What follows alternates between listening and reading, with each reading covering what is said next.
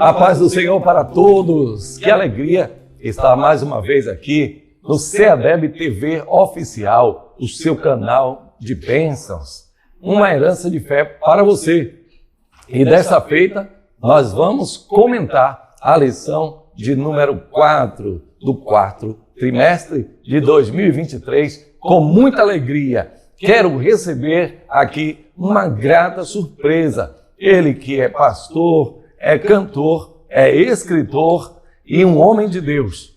Pode abrir aí, meu caro, que vamos apresentar o pastor Douglas Borges. A paz do Senhor, pastor. Paz do Senhor, pastor. Que honra estar aqui para a gente estar comentando mais uma lição da Escola Bíblica, né, da Revista Bíblica.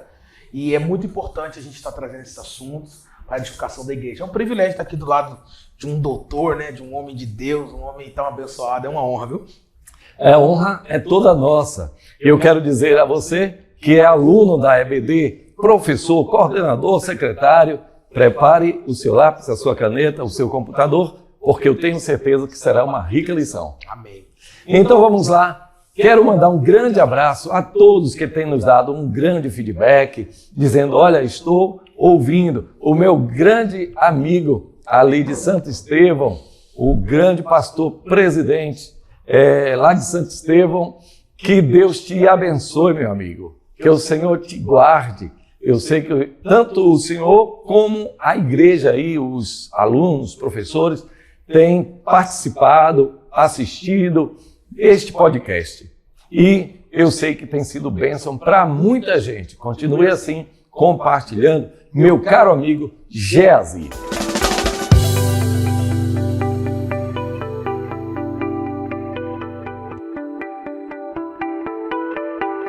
Vamos lá então, meu caro pastor Douglas Borges, nós hoje vamos comentar a lição de número 4. Essa lição será ensinada no dia 22 de outubro e o título dela é Missões Transculturais no Novo Testamento. Apertem os cintos porque nós vamos decolar. Aqui nós temos os textos principais, textual, verdade prática, leitura bíblica em classe e a leitura diária, a leitura bíblica em classe. Um grande abraço também ao meu caro Adonias.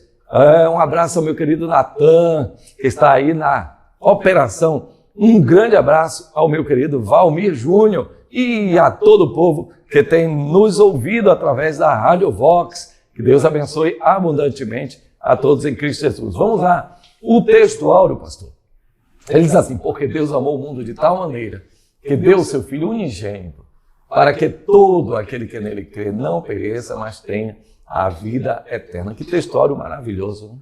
Um textório poderosíssimo, que todos nós que entregamos a nossa vida para Jesus, acho que é o primeiro que a gente aprende, né? Que Deus amou o mundo, esse amor ágape, né? Incondicional, para todo aquele que nele crê, não pereça, mas tenha a vida eterna, que é o nosso principal objetivo, né, pastor? Alguém já disse que este texto é a Bíblia, o Evangelho em miniatura, porque ele mostra o amor de Deus, que é imensurável e comensurável, de tal maneira, é uma expressão que não tem medição, né? Quando é que mede de tal maneira? Não dá para medir. Um amor sem condições, né? Um amor incondicional. Incondicional. Ele deu, como disse Paulo em Tito, no capítulo 2, e o versículo 11, a graça se manifestou. Ninguém puxou ela, ninguém obrigou-a.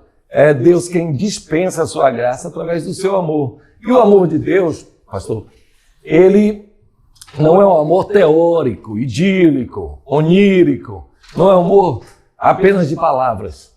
Mas Deus, ele prova, conforme diz o apóstolo também, ele prova o seu amor no fato de ter enviado o seu Filho para morrer por nós. Em cada ações de Jesus, quando ele esteve na terra, mostra esse amor que curou, que abraçou, esse amor que deu o destino para nós, né? Nos resgatou, tirou nós do lamaçal do pecado, das trevas e nos levou para a luz. E o próprio evangelista João, capítulo 1, versículo 12, vai dizer, tantos quanto, pois, o receberam e creram nele, deu-lhes o poder de serem chamados e feitos filhos de Deus. Nós temos que crer nesse Jesus. O primeiro passo para você ter a vida eterna é você crer que Ele é o Cristo, é o Filho de Deus, e ter certeza que Ele tem preparado lugar e a volta dele está próxima, né, meu irmão? Próxima. Tudo mostra que Cristo já volta, né? A verdade prática, ela diz, a natureza missionária de Deus pode ser vista ao fazer de seu único filho um missionário e da igreja a sucessora dessa sublime tarefa. Primeiro fato é que a natureza missionária de Deus é um Deus, um único Deus missionário. Mas ele mostra essa natureza, como eu já disse, enviando o seu único filho como missionário. O senhor não tem filho ainda? Eu tenho um filho. Tem filho? De 6 anos. De 6 anos? 6 anos. Que maravilha! Significa que a igreja está crescendo. Esse crescimento da igreja é chamado crescimento vegetativo. Ou seja, o crente gerando crente. É verdade. Vou ter mais um, tem que ter mais uns aí. Oh, glória, é verdade. Vamos multiplicar. Encher a terra, acho que na terra já está cheia, mas multiplicar ainda é a ordem de Deus. Então veja, você tendo um único filho e você envia esse único filho como missionário, mostra a sua natureza de missão. Foi isso que Deus fez, né?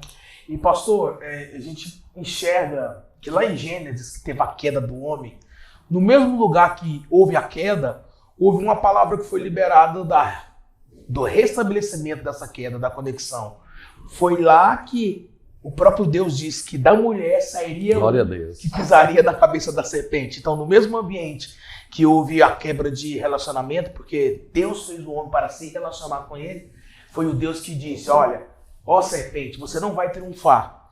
Eu vou mandar o meu filho, o único, o missionário, que vai morrer numa cruz e ele vai pisar na sua cabeça. Olha que amor lindo que já foi liberado lá em Gênesis. Que maravilha. Glória a Deus. E veja, dando mais uma extensão aí a essa verdade prática tão maravilhosa, o filho missionário de Deus, ele veio para desfazer as obras do diabo. Naquilo que o diabo ganhou, o jardim do Éden, maravilhoso, o homem tinha tudo para dar certo naquele jardim, mas não deu. Ao passo que Jesus Cristo venceu a Satanás no deserto, onde havia falta completa, mas ele provou no campo de Satanás que deserto é um lugar ruim para se passar, né? A maior parte das pessoas não aguenta passar um deserto, mas lá no deserto o Senhor mostrou que vence Satanás no seu próprio campo de atuação. E essa revelação do deserto, o pastor Norval, às vezes a gente encara o deserto como algo para dor, somente para dor, o deserto está me causando muito sofrimento, mas nós temos que encarar também o deserto, né, como essa preparação de Deus para um próximo nível, né? Sim. Jesus poderia ser tentado em qualquer outro lugar, e detalhe, foi o Espírito que levou Jesus a ser tentado. Ele não estava sozinho. Não. Então ele estava do lado e estava com alguém que a Trindade presente no deserto, e Satanás foi vencido ali. Nós podemos entender isso, que Deus está presente no deserto. Deus se revela para Moisés no deserto. Deus se revelou para Davi muitas vezes, foi no deserto, nas cavernas. Então, a você que está assistindo neste momento, talvez você esteja na sua madrugada de dor, já tenha tomado os remédios para dormir e não consegue, mas saiba que o Espírito Santo de Deus também está com você nesse deserto. E pastor Douglas, saber também que esse deserto não é um lugar para se ficar, não é um lugar para se viver, mas um lugar para se passar. Porque nós temos esperança nesse Deus que é poderoso para fazer infinitamente mais de tudo quanto pedimos ou pensamos. Aquilo que você pensa que já está chegando ao fim, o Senhor está usando como algo para te fortalecer, para que seja o seu recomeço. Crês tu isto? Que Deus abençoe. Seja lá quem for você, seja um professor, seja um aluno, seja um pastor, seja alguém que esteja nos ouvindo, saiba que nós cremos no Deus que transforma deserto em rios. Amém? Então vamos lá. Glória a Deus. Você está gostando desse momento? Eu estou amando. Pastor Douglas, que alegria tê-lo aqui. O senhor, eu sei que hoje foi um dia bem puxado. Bem puxado. Mas para a glória de Deus é prazeroso, né? Estar envolvido com as coisas do reino, pastor, é um prazer. Então, assim, a palavra de Deus nos renova, a palavra de Deus nos levanta. E para mim é um prazer estar aqui, dividindo aqui essa aula com o senhor. Para mim também é uma grande honra e tenho certeza que para os professores e alunos da Escola Bíblica também é um grande prazer. A leitura bíblica, a leitura diária, eu sempre enfatizo isso, porque talvez sejamos um dos poucos programas, talvez o único, que tem enfatizado essa importância da leitura diária. Muitas vezes a gente fica sem saber o que meditar diariamente. Então tem gente que vai naquelas pílulas diárias, tem outros que vão para a internet, dá uma busca para saber qual é o versículo do dia. A maioria vai em Salmos. Vai em Salmos, e tal. Mas aqui, uma boa pista, um bom para você. Direcionamento, né? Exatamente. Esse método de leitura diária é muito importante, porque vai trazendo uma percepção melhor, mais profunda. É como se fosse aquelas séries, né, que o pastor usa na igreja, porque cada culto é uma série que você vai preenchendo, vai aprendendo. Então, isso aqui é para te instruir mesmo. Siga aqui a leitura diária para você, quando chegar no momento da lição, quando você começar a ler, você... eu li aqui no dia de hoje, na segunda-feira, ou na terça ou na quarta, e realmente é isso que a revista está escrevendo. Então, seu coração vai estar mais aberto para receber esse conhecimento. Exatamente. E tenha certeza que o Espírito Santo ele vai te lembrar, como diz o pastor, no momento que está falando, o Espírito Santo vai te lembrar daquilo que você aprendeu. Porque uma das funções do Espírito Santo é ele vos fará lembrar de tudo quanto vos tenho falado. Então, faça sempre a sua leitura diária.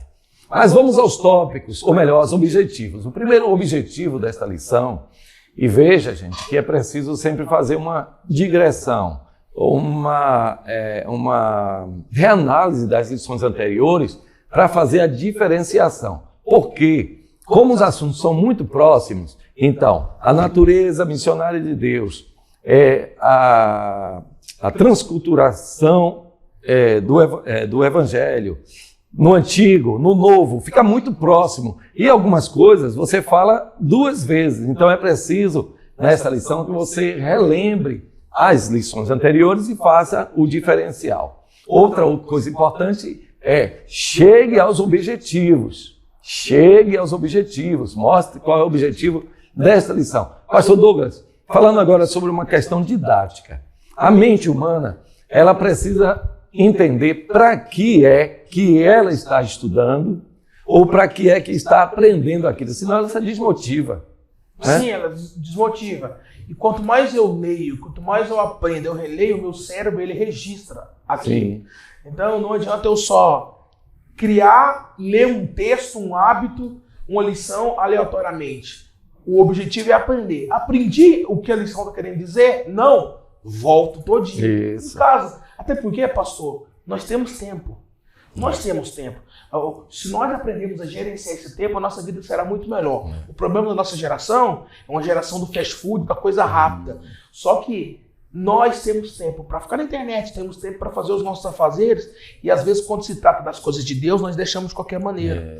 Então, sempre tem um objetivo da lição. Revelar a Deus funcionário no Novo Testamento, mostrar as missões do Evangelho e nos Atos dos Apóstolos, enfatizar a missão cumprida nas cartas e no Apocalipse. Aprendeu sobre isso? Estou pronto para a próxima lição. Não aprendeu? Então vamos lá. Volta lá. Volta, porque quanto mais eu leio, né, o cérebro nosso ele vai registrando. Exato. E aquilo vai entrando no nosso coração. Pronto, ok. Então, dito isso, vamos. A nossa lição está dividida, distribuída em 3 tópicos. O primeiro é o Deus missionário revelado no Novo Testamento. O segundo tópico, missões nos Evangelhos e em Atos dos Apóstolos. E, no fim, o terceiro tópico, a missão cumprida nas cartas e no Apocalipse. Vamos lá. O primeiro tópico é o Deus missionário revelado no Novo Testamento. Aí o primeiro subtópico, ele vai falar, a Bíblia mostra um Deus missionário. Então nós já falamos lá desde o texto áureo que Deus é um Deus que se preocupa com a propagação do Evangelho. Não é um Deus que está acostumado ou se agrada apenas em estar ali com os seus, mas ele incentiva, e ele mesmo, através do seu filho, ele foi ao mundo. Ele não ficou lá em cima quieto, mas ele foi proativo. Ele mandou o seu filho ao mundo para salvar todo pecador. É importante a gente enfatizar isso. Quando o apóstolo Paulo diz que nós temos que ter a mente de Cristo, a gente tem que abrir um leque muito grande. Se o nosso Deus, que é o nosso Deus, teve o seu coração missionário, a pergunta para você que está assistindo essa lição é: e você tem tido a mente de Cristo, a mente de Deus? Olha que pergunta interessante. Se eu tenho que... E Deus criou o homem à sua imagem e semelhança. Gênesis 11, 1, 26. Gênesis 1, 26. Essa imagem e semelhança não é de física. É do coração amável, perdoável e para propagar o reino. Você tem tido a mente que Deus quer que você tenha? Porque eu até falo, né, pastor? O culto de domingo é um culto maravilhoso. Eu amo o culto de domingo, como todo mundo ama. É o culto principal da igreja. Só que até que ponto eu vou participar do banquete sozinho? Você pode levar alguém para ir no culto de domingo, na escola bíblica, um vizinho que não conhece a palavra de Deus. Porque quando eu me enquadro nessa visão missionária de Deus, eu acho que os presídios diminuem os presos. Eu acho que o número de divórcios diminui. Porque o verdadeiro avivamento é causado quando há uma diminuição no índice do IBGE de assassinatos, de assaltos, né, de divórcios. E para isso, nós temos que ter um coração missionário. Você tem um coração missionário? Quantas pessoas você convidou para ir na igreja esse ano? Estava no fim do ano. Quantas pessoas você orou com elas essa semana? Seu vizinho, aquele vizinho chato, né, que às vezes te provoca com a música mais alta, que fala mal de crente, mas você precisa amar ele e pregar o evangelho para ele. É exatamente isso. Eu não vou adicionar mais nada, o pastor Douglas já falou tudo. É exatamente essa visão. A visão de Deus, a visão de Deus. Jesus Cristo diz o seguinte: eu só faço o que vejo meu Pai fazer. Uau. Então, quando você tem a mente de Cristo, meu caro Natan, você tem a mente de Deus. Então, você tem uma mente sempre voltada, como o pastor disse, para aquele seu vizinho, que muitas vezes é um estorvo para você, é um problema para os seus filhos, um problema para a sua rua. Mas no momento em que você tem essa visão de Deus para o seu vizinho, você começa a orar por ele, a interceder. O pastor Douglas me falava sobre um livro importante que ele estava lendo e eu fiquei muito tocado sobre a questão da oração intercessora, da oração que lembra sempre de alguém que precisa mais do que você. Isso lhe enriquece. Jesus Cristo foi um grande intercessor, ele nos deu um grande exemplo. Ele orou pelo mundo, ele orou pelos seus discípulos, ele orou por nós que ainda nem vivíamos, ele orou por todos nós.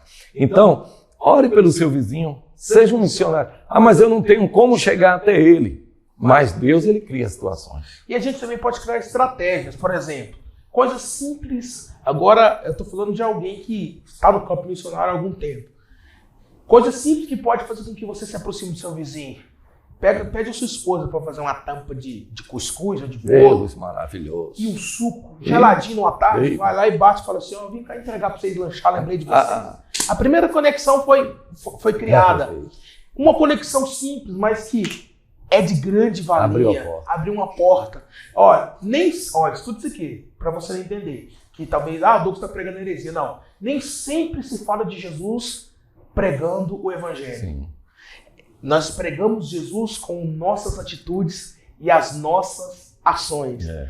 Eu conheço pessoas que aceitaram a Jesus só de ver o marido e a mulher indo para o culto pegado na mão todos os dias. Ou seja, o nosso exemplo arrasta muito mais, às vezes, que as nossas palavras. Com certeza. O apóstolo Pedro, ele diz: você, mulher, ganhará o seu marido pelo seu procedimento sem palavras. Uau! Sem palavras. Então, saiba que nós somos a carta aberta de Deus para o mundo. O mundo lê você, ou lê Deus em você. Então, essa é uma forma maravilhosa de mostrar que Deus é um Deus missionário. O segundo subtópico do tópico 1 vai falar sobre uma perspectiva missionária do Novo Testamento, pastor Douglas. E esse subtópico é muito importante, porque vai dizer o seguinte: o Novo Testamento foi escrito exatamente para mostrar Deus preocupado com toda a humanidade. Se o Antigo Testamento Ele mostrava Deus preocupado com Israel, embora nós já vimos que no Antigo Testamento Deus também estava preocupado com o mundo, mas ele estava mais focado no seu povo. Mas no Novo Testamento se mostra que o véu, ele se rasga.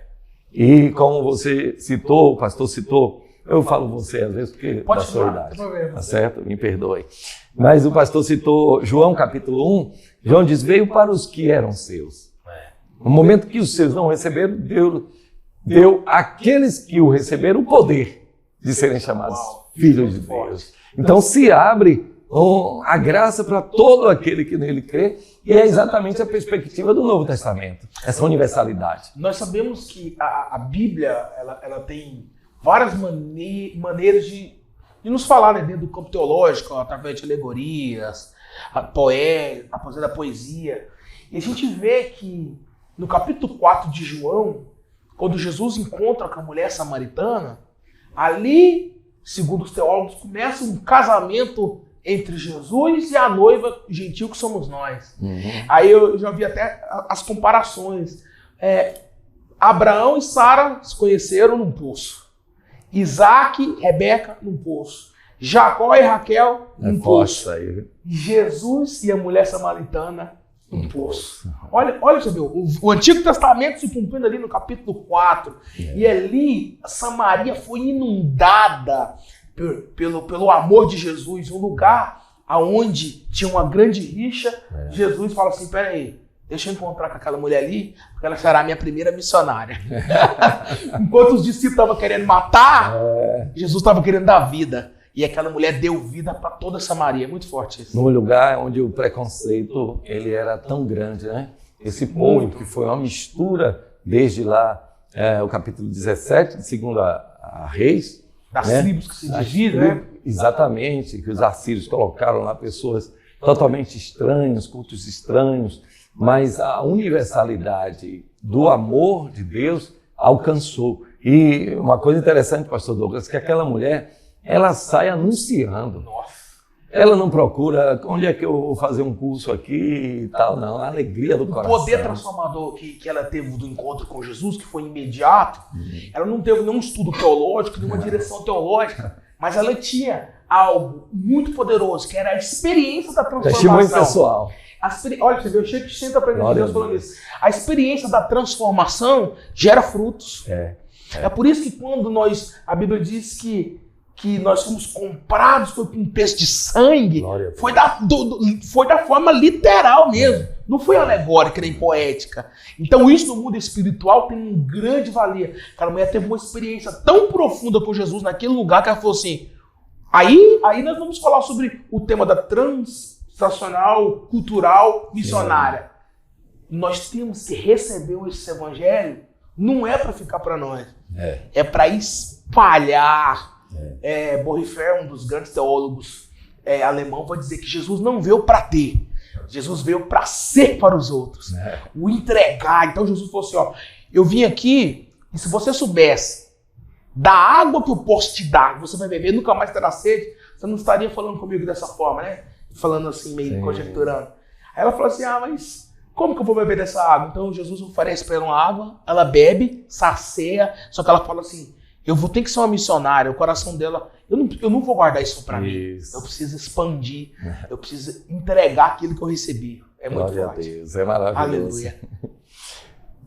O subtópico 3 também é algo muito importante. Vai falar a igreja à luz dessa revelação.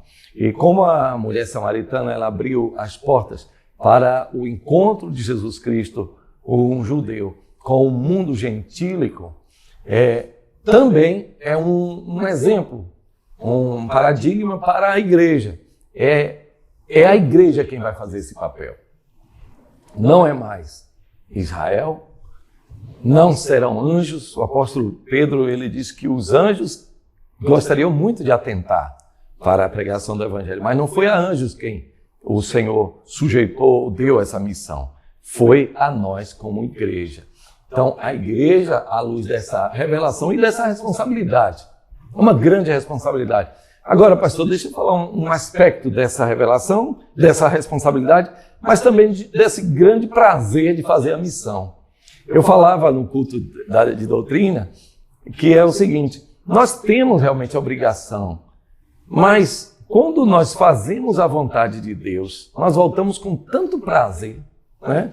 O senhor que faz missão, fez ou faz? Faça ainda, né? Faz missão. Então, acho que acontece também com o senhor. Depois que a gente sente que fez aquilo que o Senhor nos mandou, mesmo que estejamos com o corpo estafado, cansado, mas a alma está alegre. Muito, muito. Já aconteceu muitas vezes eu estar praticamente esgotado fisicamente. E eu tenho um trabalho que eu faço voluntário nas escolas. Eu tenho um livro que fala de como as pessoas vencem o suicídio, né, a depressão, que é uma temática que eu trabalho há 15 anos. Deus me deu esse talento, esse chamado. Hoje eu viajo muito para o Brasil e fora do Brasil para pregar sobre esse assunto. E teve um dia que eu estava numa cidade às 5 horas da minha. E eu terminei de pregar e eu falei para minha esposa, amor, eu estou esgotado, só que eu tenho que pregar numa escola amanhã, às 8 da manhã. Aí a minha esposa falou, não, cancela lá na escola, vai outro dia. Eu falei, amor, se eu cancelar e um menino daquele se matar, o que aconteceu? Eu dormi poucas horas, acordei 3 horas da manhã, fui embora, cheguei lá na escola e Deus fez algo extraordinário. O prazer de você levar isso, né? O ide por todo mundo pregar o evangelho a toda criatura, ele não é no imperativo. No original, gente, no grego, está dizendo assim, ó, quando você for, onde você estiver indo, em todas as circunstâncias que você tiver, fale.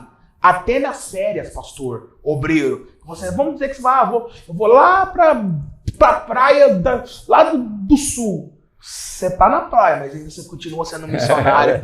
Não é, pastor? Eu aprendi isso. Isso mesmo. Eu tava dentro de um restaurante na Bélgica e eu pedi pra orar lá e a mulher não deixou. Não, aqui vocês não oram, nós não gostam de crente. Eu falei, amém. De madrugada eu voltei lá com meu amigo lá na porta, nós descemos do carro, colocou a mão e oramos. Então, nós temos que, aonde passarmos, aonde formos, levar o evangelho de Jesus, levar as boas novas e contar das nossas próprias experiências, né, gente? Com certeza. Jesus mudou a minha vida, a história da minha família, mudou. Pastor Douglas, o senhor quer aproveitar esse fato, esse momento, para apresentar aqui, vê se Natan está pegando aí o livro do pastor Douglas. Sim, tá pensando. Aqui, maior, assim? Isso, esse é um dos livros, né? O outro eu esqueci na mala ali. Esse livro é Como Escolher a Pessoa Certa para Se Casar. É um livro com um prefácio do grande pastor de família, Josué Gonçalves. E você que é jovem, que muitas vezes tem tido tantos conselhos através do YouTube, um fala uma coisa, outro fala outro, um diz que não precisa buscar a orientação de Deus, outro diz que cada um faz a sua própria escolha. Então esse é um livro que vai ser um guia para você. O pastor Douglas também, Douglas também tem um outro livro? Tem um outro livro que é meu carro-chefe, né? Uma luz para você, vencendo problemas emocionais. E se até agora alguém da equipe puder buscar lá no carro, eu vou mostrar para vocês também que é um livro que fala sobre como vencer a ansiedade e a depressão, que é a temática que eu tenho viajado e tenho feito os trabalhos nas escolas também no Brasil todo, pastor. Certo. Agora, pastor Douglas, vou dar uma pausa aqui na lição. Eu não sei se vai ter café hoje, porque sempre a gente tem um cafezinho aqui, uma coisa. Hoje, com a sua presença, eu não sei o que aconteceu, mas vamos esperar um pouquinho. Mas eu quero falar um pouquinho mais sobre o senhor, nesse sentido. O senhor falou sobre vencendo... Qual é o título do livro? Vencendo problemas emocionais. Vencendo problemas emocionais. E hoje nós estamos num século em que os problemas emocionais, eles se multiplicaram ou vieram à tona. Esses problemas emocionais sempre existiram, ou o século XXI, o século XX, ele colocou esses problemas emocionais numa espiral. O que aconteceu? Sempre existiram, e desde a Bíblia tem. Então, dentro do meu livro, eu falo que Elias sofreu problema emocional, ele teve sintomas de depressão dentro da caverna pedindo para morrer. Davi vai dizer assim, por que te abates, ó minha alma? Por que perturba-te dentro de mim? O Salmo 31 ele é estudado cientificamente, foi um momento que Davi pediu para morrer, Moisés pediu para morrer, Jeremias amaldiçoou o dia que ele nasceu e Jó também. Só que no século XXI isso tem aumentado pelo aceleramento tecnológico, pelo acesso fácil à informação. Por exemplo, eu tinha uma prima que sofreu síndrome do pânico gravíssimo porque ela estava assistindo muitas notícias na época do Covid, das mortes. Sim. Então, a gente acaba... Eu vou querer, desculpa, pastor, quero cappuccino. Porque eu posso escolher. Então, a gente acaba percebendo o seguinte, quanto mais a sociedade cresce, o que vai chamar de geração Y, geração Z, sim, quanto mais cresce, quanto mais aumenta a tecnologia, mais acesso à informação tem, mais os problemas emocionais surgem.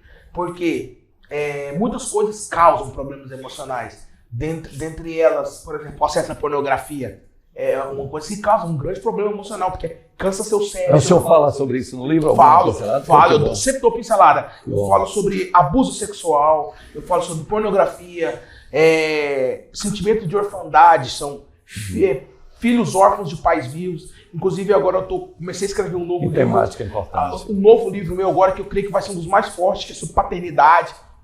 Não vou tratar no aspecto espiritual, porque tem grandes homens do Brasil, o Luiz Hermínio, que fala sobre paternidade, Carlitos Paz, que é um dos melhores. Eu vou trazer dentro de uma perspectiva de como criar os nossos filhos emocionalmente saudáveis.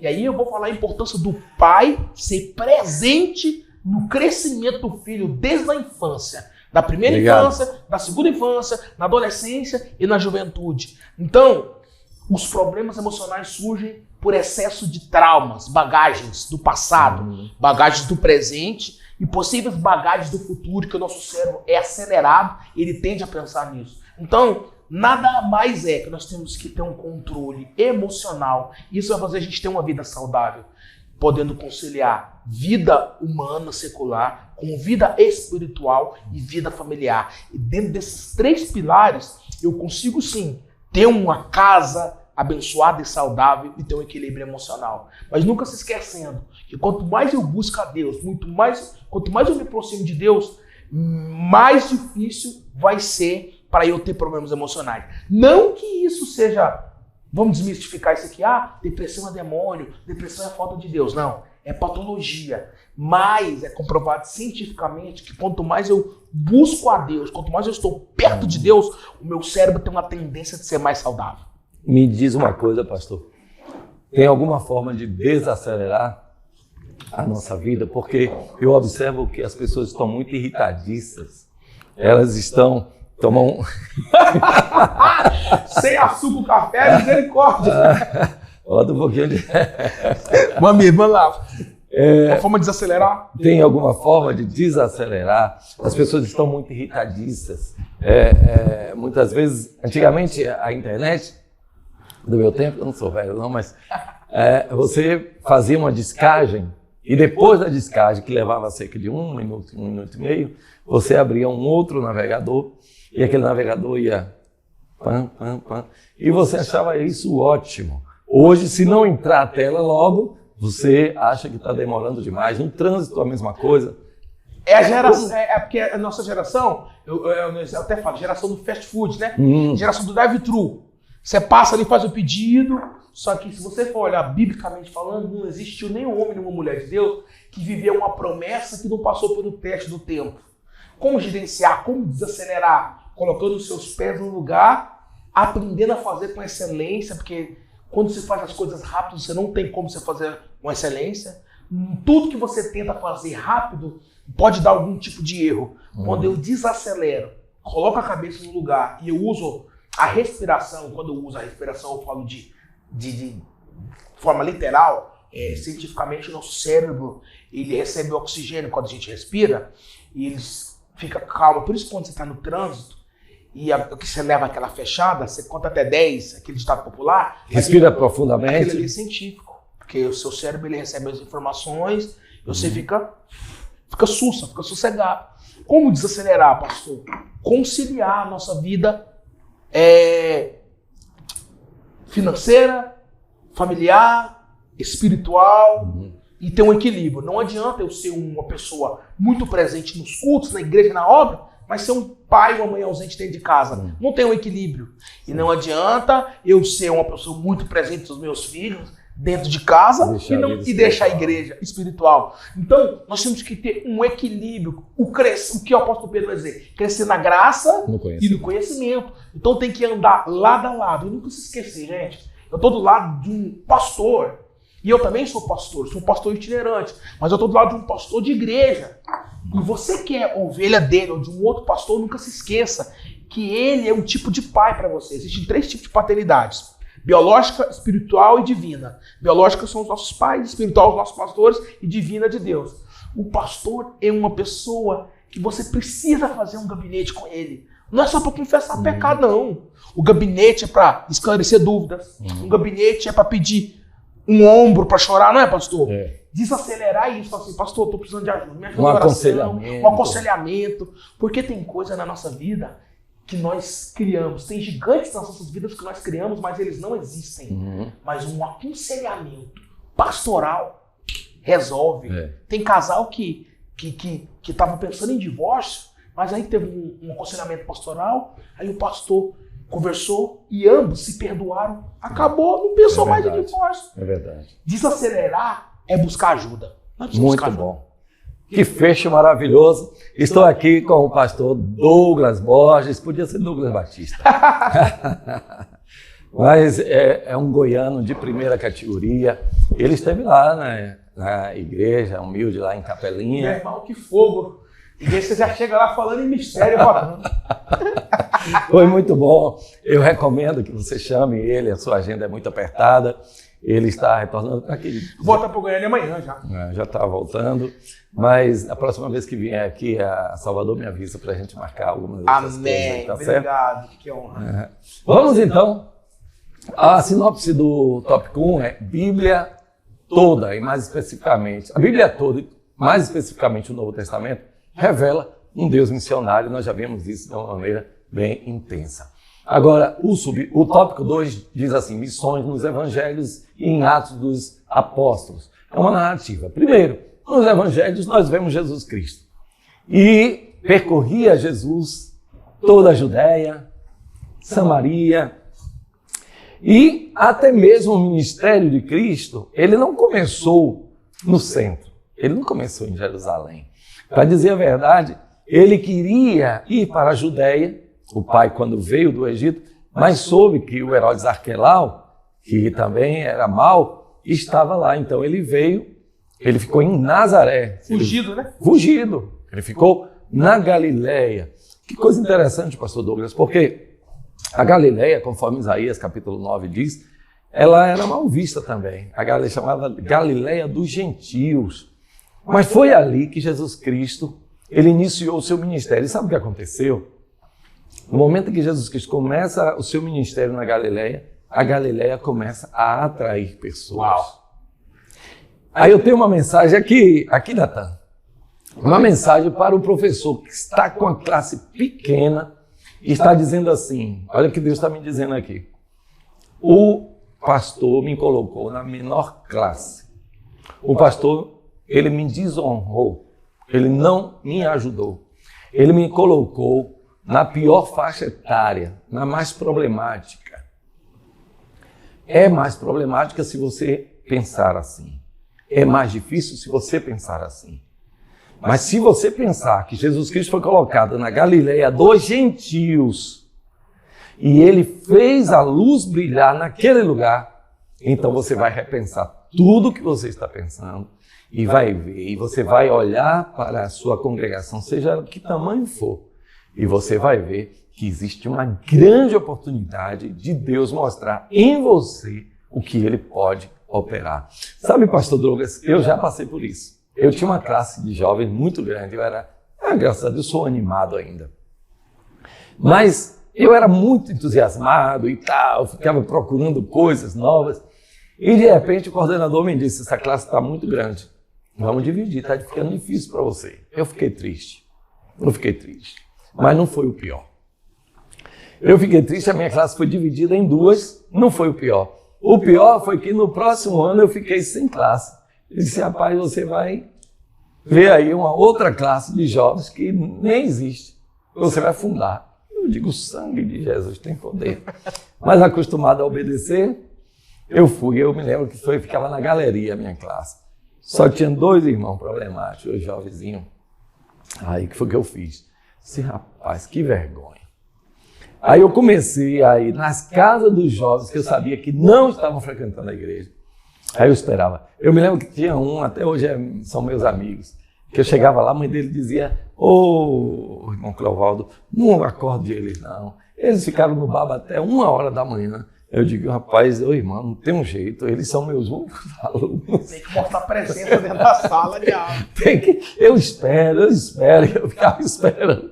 A escola começava às 9, eu ficava esperando até 9h30, chegava atrasado lá na escola, mas eu levava. E graças a Deus, o Senhor ajudou, 2 deles estão firmes na igreja.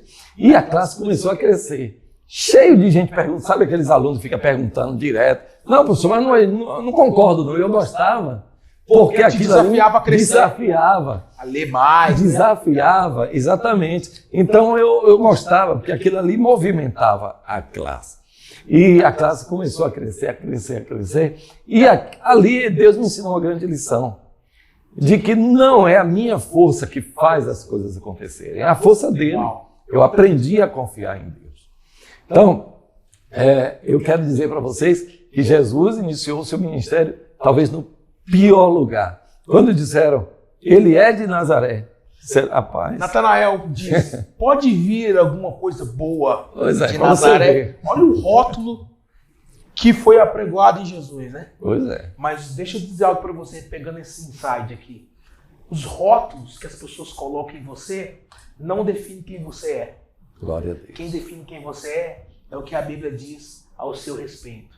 E não se preocupe, Deus não vai colocar um fardo nas suas costas que você não consiga carregar. Você vai carregar, e no momento que você não conseguir mais, Ele vai carregar por você. Deus nunca irá colocar um sonho dentro de alguém que Ele mesmo não esteja disposto a financiar.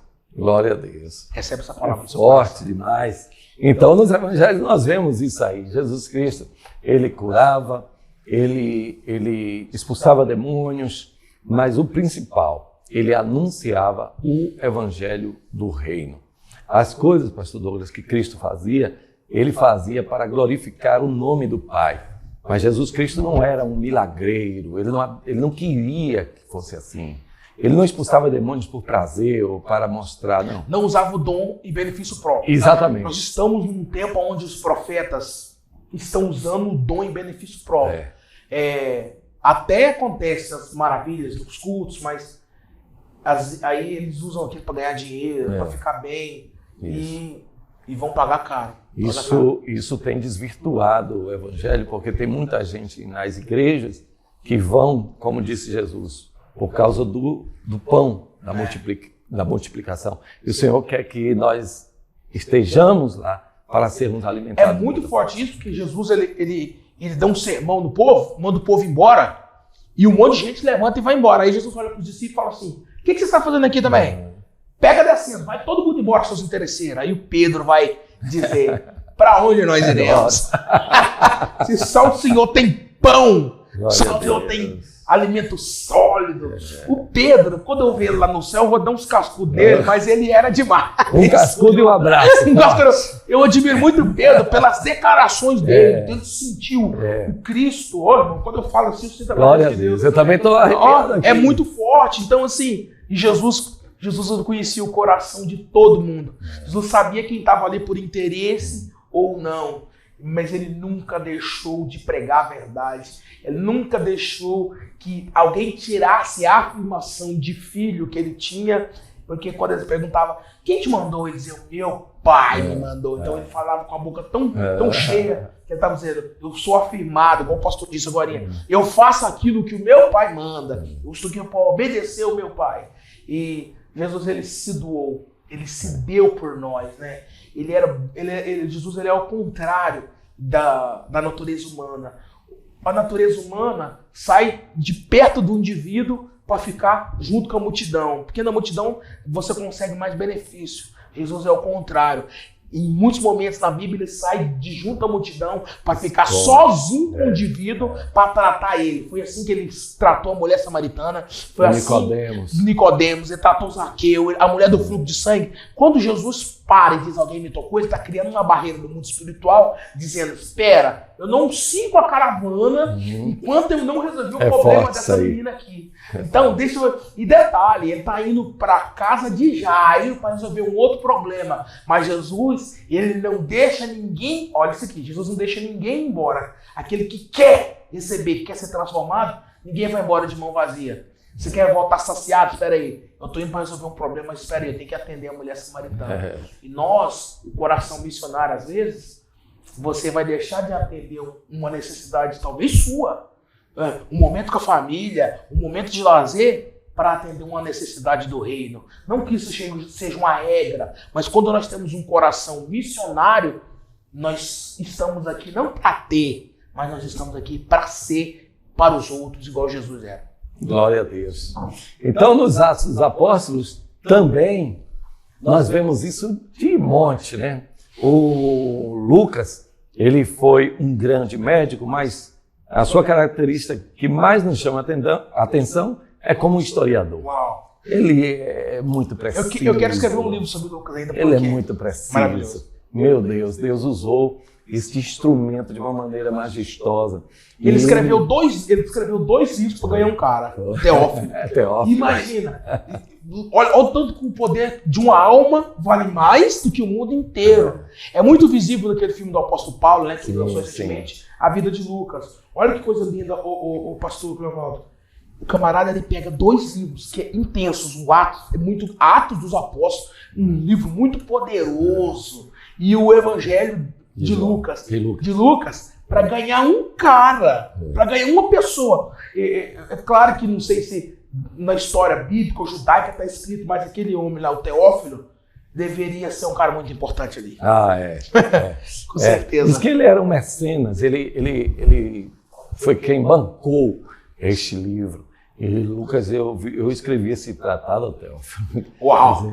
Para que vocês saibam as coisas que o Senhor não apenas ele falou, mas que ele fez. E, meu Deus, Teófilo deve ter aceitado ali. Pastor, eu tô aqui, ó. Gente, eu tô chorando. Glória a Deus, uau. Aleluia. Forte. E entre esses fatos, ele cita os missionários, Filipe e Pedro. Nas palavras. Meu Deus, a questão do Filipe é algo maravilhoso. Ele não era um bispo, o Filipe não era um grande homem, ele foi escolhido não como apóstolo, mas ele era um diácono. Poderosíssimo nas palavras, arrebatado, muito coisa. Cheio do Espírito Santo. Uma coisa interessante, aqui eu vou falar para essa aula aqui, na verdade, Deus utiliza das palavras, das suas palavras, das minhas palavras, para atingir corações. Muita gente tem dito, eu estava estudando isso, mas Deus me falou uma coisa, as suas palavras, que mudou. Então, eu creio que Deus está mudando. Tem muita gente que espera, um dia eu vou ser pastor e eu vou fazer. Um dia, quando me colocarem na frente da classe, eu vou. Não é assim que funciona. O Filipe era diácono, ele era colocado para servir às mesas. No entanto, ele foi impulsionado pelo Espírito Santo para ir até uma estrada deserta. Ele obedeceu. E ali ele ouve um homem que passa lendo na carruagem. E aí ele manda parar. Que história é essa aí? Você está entendendo o que você lê? Uau! Que ousadia, né? Meu Deus. Dependeu de uma ação, né? Tocado por Deus, pelo Espírito Santo. Mas ele vai, esse cara precisa entender. Essa verdade precisa ficar clara. Clara. E uma coisa interessante, pastor Douglas, é o seguinte. É que na cabeça de Filipe, ele estava fazendo apenas uma explicação da Escritura. Mas na cabeça de Deus, e como Deus é um Deus missionário, Deus estava pensando em expandir o Evangelho para a Arábia, a Candace, né? Aquele reino. Então, aquele homem tinha vindo a Jerusalém para adorar, ele prosélito, né? Mas que não compreendia muito bem. Então, ali Deus estava já abrindo uma outra porta, que não era nem Jerusalém, nem Judéia, nem Samaria. Era confins de terra. Olha aí.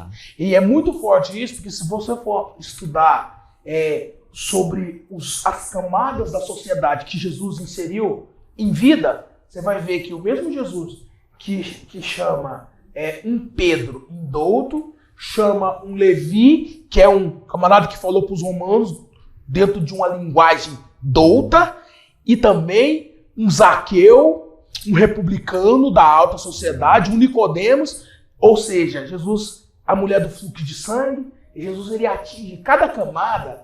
É só para o diabo um dia não dizer assim, fulano não ouviu, não. É por isso, pastor, que eu respeito a unção que as pessoas carregam. Existem pastores que não sabem falar do Apocalipse, que não têm uma teologia sistemática profunda, mas quando ele está de frente a uma TV, um artista da Globo, um jogador de futebol, uma pessoa da alta sociedade, ele alcança. E alguém como um doutor, que é o pastor aqui, não vai alcançar, porque o objetivo do Espírito Santo é outro.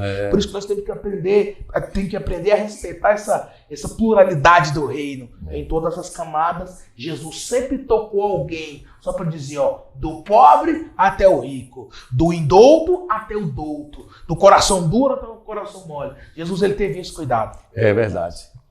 Muito bem. Eita glória. Vamos ao terceiro tópico. Nos Atos dos Apóstolos ainda, os missionários Paulo e Barnabé. Tem muita coisa, pastor Douglas, a falar sobre isso. Eu vou falar apenas o seguinte, que Barnabé era um homem mais amadurecido quando encontra Jesus Cristo. Ele é pastor de uma grande igreja, Antioquia. Foi o primeiro lugar onde os crentes foram chamados de cristãos. Foi lá. De uma maneira até pejorativa. Mas o Barnabé era um verdadeiro pastor. Quando ele soube que Saulo se converteu, ele já ficou ligado. Estou precisando de um ensinador aqui, estou precisando de um homem de Deus aqui. O que é que ele faz? Enquanto muitos estão, aqui não entra, na minha igreja aqui, Saulo não vai não. De jeito nenhum, não quero nem saber. O homem é perigoso. Barnabé vai e busca Saulo. Eu acredito que é capítulo em direção do Espírito Santo. Né? Direção do Espírito Santo, né?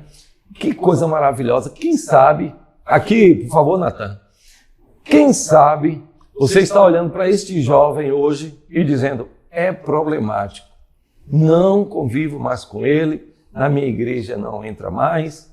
E o Espírito Santo está dizendo assim, quem sabe não é um Saulo. Uau! Eu estava ontem ainda conversando com pessoas em que eu dizia, vamos reavaliar. Porque eu, no meu tempo, também tive meus problemas, também fiquei cego pelo mundo, mas Deus ele tinha um plano como tem. Então, vamos reavaliar. Tenha um outro olhar de cuidado, mesmo que nesse momento as coisas pareçam ir a um caminho totalmente diferente, mas vamos olhar com o olhar de Deus. Pastor, estamos chegando já ao final e o senhor já olhou aí para o relógio, vamos lá então. Sinopse do 2 nos Evangelhos em Atos dos Apóstolos, as missões ocupam uma posição relevante. O terceiro tópico, ele vai dizer que a missão cumprida nas cartas e no Apocalipse, quer dizer, o Evangelho foi pregado, foi demonstrado o aspecto universal do Evangelho, e nas cartas paulinas nós vemos que Paulo, ele passa confirmando as igrejas, tanto as que ele fundou, como aqueles que ele passou simplesmente, né? E dizendo, irmãos, permaneçam na fé. Aos irmãos Gálatas, ele diz algo interessante, ele diz, irmãos da Galácia, eu fico surpreso como passaste tão rápido do Evangelho de Cristo para um Evangelho humano, porque os judaizantes chegaram lá e tentaram mudar completamente o Evangelho original de Cristo, né? Mas nós vemos aqui nas cartas paulinas, em todas elas, um cuidado pela solidificação do Evangelho. O Evangelho não é apenas plantação. O Evangelho é cuidado. É cuidado. É um cuidado. E, meu querido professor, você é uma parte muito importante deste cuidado do Evangelho. Se nós temos um professor que cuida dos seus alunos como o pastor cuida das suas ovelhas, que busca quando alguma delas não vem, que tem paciência com ela, nós temos certeza de que a igreja também será solidificar. Nós temos que investir nas ovelhas, né? Não é investir financeiramente, é tempo, cuidado, né? O pastor falou sobre Barnabé.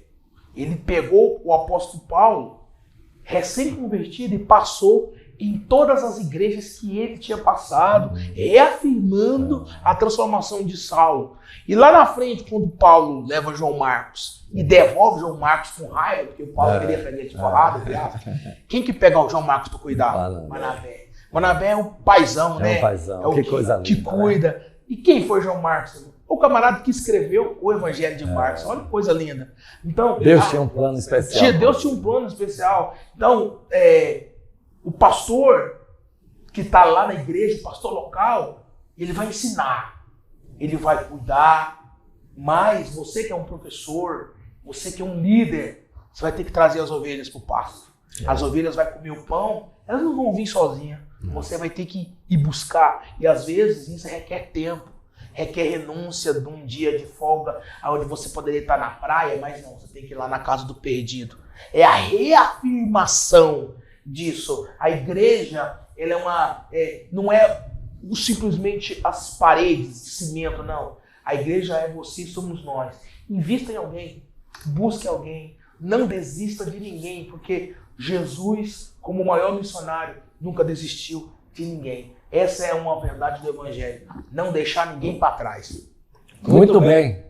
Nas cartas gerais também, e as cartas gerais são as cartas de João, são universais, né? Do apóstolo Judas, de Tiago, Tito também, cartas pastorais de Timóteo. Todas essas cartas são reafirmadoras do aspecto cumprido do Evangelho de Cristo. E aí eu quero enfatizar aí, capítulo 2, versículo 11 da carta de Paulo a Tito, que a graça se manifestou. Em outra tradução, a graça de Deus se há manifestado, trazendo salvação a todas as pessoas, a todos os homens, né? Esse aspecto de a graça sendo levada, semeada através de mim e de você e alcançando as pessoas em todo o mundo. Que nós possamos ser esses agentes para que o Senhor, quando volte, nos encontre fazendo assim. E no Apocalipse nós vemos também, através das 7 igrejas da Ásia, que naquele momento aquelas igrejas simbolizam a semente que foi espalhada pelo mundo, né? Pastor Douglas, aqui finalizando, o apóstolo Paulo conta-se no capítulo 16, meu Deus, ou é 16, sim, que ele queria ir para a Ásia, mas o Espírito de Cristo não deixou. Veja que coisa interessante. Ele então sobe ali pela Samotrácia, que é indo pela Bitínia e começa ali, mas vai para Filipos. E que coisa interessante que eu vejo. Quando ele vai para a sinagoga e procura um lugar de oração, ele encontra um lugar perto do rio. E quem é que está lá que Deus coloca? A irmã Lídia, que é asiática. Uau. Ela é de Tiatira. Ela vende tecidos em Filipos, mas ela é da Ásia. Quer dizer, como Deus, ele controla todas as coisas, né? Ele não foi à Ásia logo, mas Deus trouxe a Ásia até ele. Porque, na verdade, Deus, às vezes, Deus trabalha com uma ótica diferente da nossa, né? Às vezes a gente quer ir a algum lugar, conquistar algum território, mas ainda não é um tempo, mas Deus manda uma outra forma daquele território ser alcançado, porque Deus tem propósito em todas as coisas, em todos os ambientes. É por isso que é muito importante, pastor, eu sempre falo isso, se todos os líderes do Brasil buscassem um dom chamado dom do discernimento, para mim, dos 9, é o principal. Para mim, tinha que ser obrigatório se o pastor tem esse dom. Porque se o pastor não tem o dom de discernimento, a igreja não cresce. Paulo tinha esse dom de discernimento. Pedro, um dia alguém estava lá falando lá, expulsando demônio, e ele falou, você não é Deus não, você é demônio. Isso se chama discernimento. O dom do discernimento, pastor, nos direciona, nos encaminha para muitos lugares.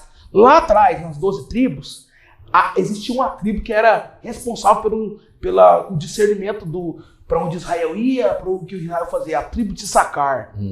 Então, a tribo de Issacar, ela foi responsável. Eles que foram os primeiros a perceber que quando a nuvem parava, o povo tinha que parar. Quando a nuvem saía de lugar, o povo tinha que andar. Desde o Antigo Testamento, Deus vem dizendo assim, ó, eu preciso de pessoas que estejam com um coração tão firmado em mim, que quando eu dar um direcionamento, mas eu vou abrir uma igreja lá naquele bairro, lá que ninguém abre. É um direcionamento de Deus, pode abrir, porque Deus vai fazer o negócio crescer. Invista nesse fulano aqui, ó. Invista nesse Saulo. Mas tá todo mundo falando que eu não posso, mas quem te deu o discernimento foi Deus, então invista. O dom de discernimento, pastor, é muito importante na vida de alguém. O apóstolo Paulo, eu não vou agora não, vou para outro lugar. Dom de discernimento. Mas é preciso coragem, né? Coragem. Meu caro pastor Douglas, vamos ao final aqui. A carta aos Romanos, que são as cartas paulinas, as cartas hebreus, que demonstram uma aliança superior, e por fim, a sinopse. Nas cartas paulinas e gerais, bem como no livro de Apocalipse, está presente o propósito missionário de instrução e consumação de tudo. Em Apocalipse, nós vemos o encontro de todas com a consumação do Evangelho do nosso Senhor Jesus Cristo.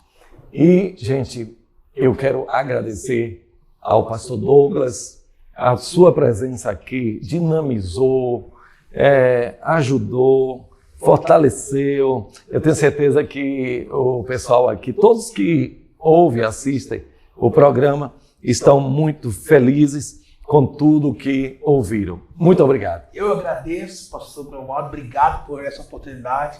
Agradeço ao pastor presidente também que me concedeu a oportunidade de estar aqui, pastor Valdemiro, e todos vocês. Eu quero encerrar aqui a minha participação falando de um versículo que eu acho muito poderoso, que para mim é uma carta de Paulo aos Romanos, que para mim ela é mais poderosa do que os evangelhos, se você for analisar teologicamente, porque as pessoas se convertem muito nessa carta aos Romanos. Os grandes avivalistas, John Wesley, Charles Spurgeon, Jonathan Edwards, todos se converteram dentro de Romanos. Nenhuma condenação há para os que estão em Cristo Jesus, que não andam segundo a carne, mas andam segundo o Espírito. O principal coração missionário é quem anda segundo o Espírito. Deus abençoe a todos e até a próxima lição, uma perspectiva pentecostal de missões. Um grande abraço.